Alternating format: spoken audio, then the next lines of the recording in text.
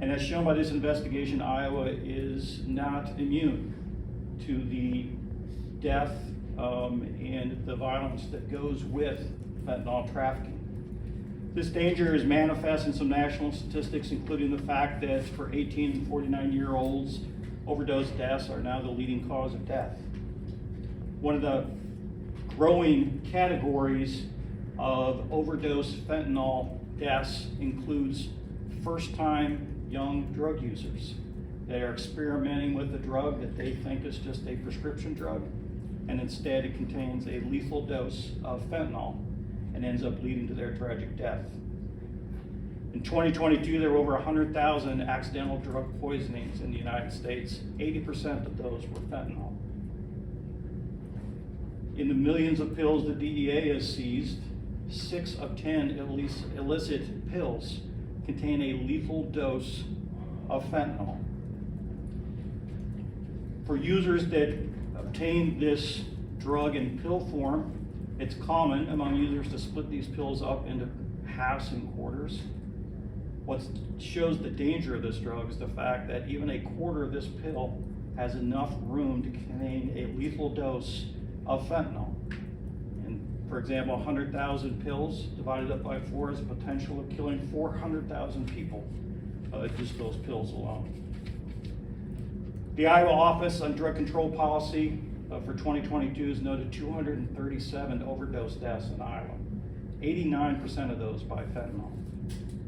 The same year, 2022, there were over 100,000 pills sent to the lab that turned out to have, were laced with fentanyl. And these are just the drugs that seized. Due to the addictive nature of fentanyl, it's a drug that is purchased and consumed in a fairly quick period of time. So what can we do about it? I think this investigation shows one of the things we can do about it. Triggered by an overdose death in January 2022 in Council Bluffs, local, state, and federal law enforcement officers worked together to bring the group to justice that was responsible for distributing these drugs. These agencies included the Council Bluffs Police Department, the Omaha Police Department, the Bellevue Police Department, the Swine Area Drug Task Force, FBI, and DEA.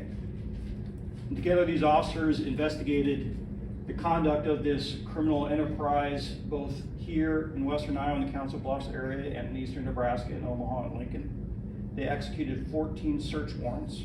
They spent countless hours doing surveillance and other investigative work, resulting in the seizure of 1,500 pills, 3 firearms, and $45,000. This criminal enterprise touched multiple states, including here in Iowa, but also Nebraska, Arizona, Colorado, and Washington.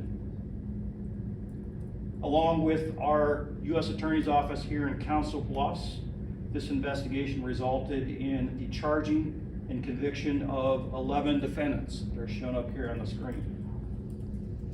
4 of these defendants were specifically charged with offenses that were enhanced by the fact that the drug they distributed resulted in serious injury or death to a victim. This group was responsible for distributing over 100,000 pills in the Iowa-Nebraska area. From February 2023 up until today, those defendants have been sentenced.